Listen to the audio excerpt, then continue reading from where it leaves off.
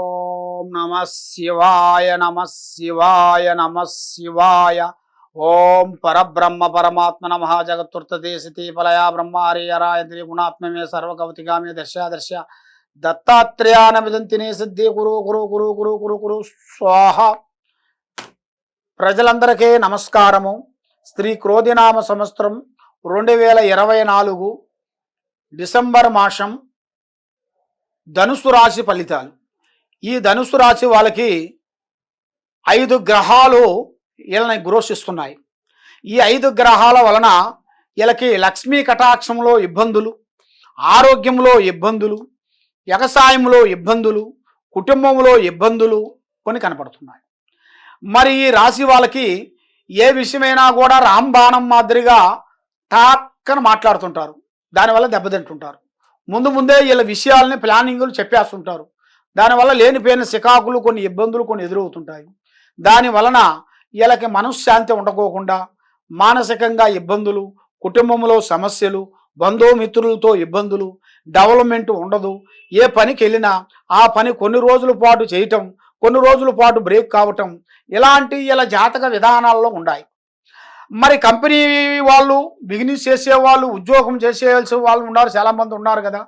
మరి వాళ్ళ యోగంలో ఎలా ఉందా అని చూసుకుంటే, మరి వాళ్ళ యోగంలో కూడా రావాల్సిన ప్రమోషన్, ట్రాన్స్ఫర్లు, కుటుంబంలో ఆఫీసులో కొన్ని ఇబ్బందమైన విధానాలు కొన్ని కనబడుతున్నాయి. మరి ఇలాగ కనబడే దాని వలన వీళ్ళకి ఆ శని ప్రభావము, రావుకేతువుల ప్రాబ్లము, శని ప్రభావం ఎక్కువగా చేరింది. ఆ శని ప్రభావం చేరిన కాడి నుంచి ఏమవుతుందంటే, మెయిన్గా ఇప్పుడు ఒక పని చేస్తున్నాం అనుకోండి, ఆ పని గంటలో అయిపోతుంది మనకి. కానీ మీరు పోతే గంటలో కాదు, 3 గంటలు 4 గంటల సేపు పడుతుంది.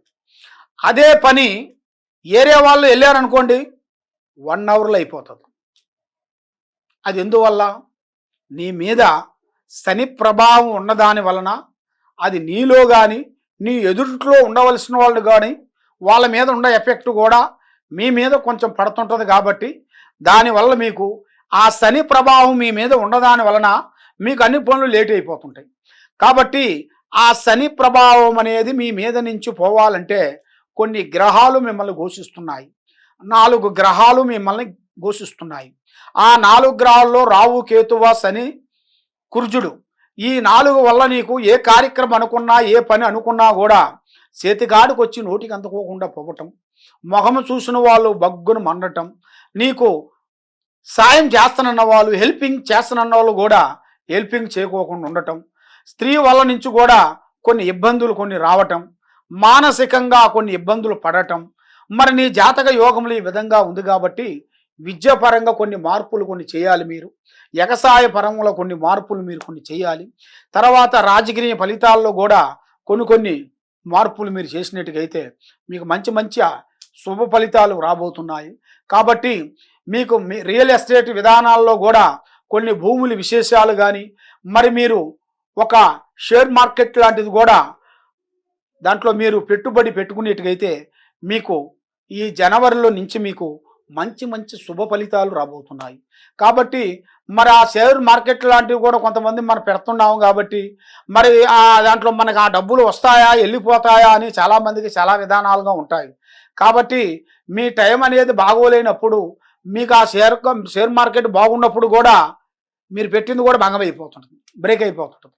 కాబట్టి ఆ షేర్ మార్కెట్ లాంటిది ఒక లక్కు లాంటిది. అయితే అదృష్టం లేకపోతే దురదృష్టం, ఆ రెండిట్లో మధ్యలో ఆధారపడి ఉంది. కాబట్టి మీరు ఉపయోగించినట్టుగైతే తప్పకుండా మీకు మంచి శుభ ఫలితాలు ఉన్నాయి. మీరు దాని గురించి ట్రై చేయండి, తప్పకుండా మీకు విజయం అవుతుంది. మరి మీ జాతక విధానంలో చూసుకుంటే కొన్ని కార్యక్రమాలు కొన్ని దగ్గరికి వస్తున్నాయి.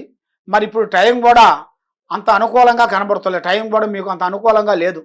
ఏదో ఒక సమస్య, ఒకటి కాబోతే ఇంకోటి, ఇంకో సమస్య కాబోతే ఇంకో సమస్య రావటం, దగ్గర వాళ్ళు దాపు వాళ్ళు మీ ముఖం చూసిన వాళ్ళు బగ్గును మండటం, మీకు వచ్చిన సమస్యలు, ఉద్యోగ విశేషాలు కూడా మళ్ళీ బ్రేక్ అయిపోవటం, ఇస్తున్న వాళ్ళు కూడా ఇవ్వకోకుండా పోవటం, డబ్బులు కూడా భంగం అయిపోవటం, ఇలాంటి సమస్యలు మీకు లేనిపోయిన సమస్యలు కొన్ని కనబడుతున్నాయి.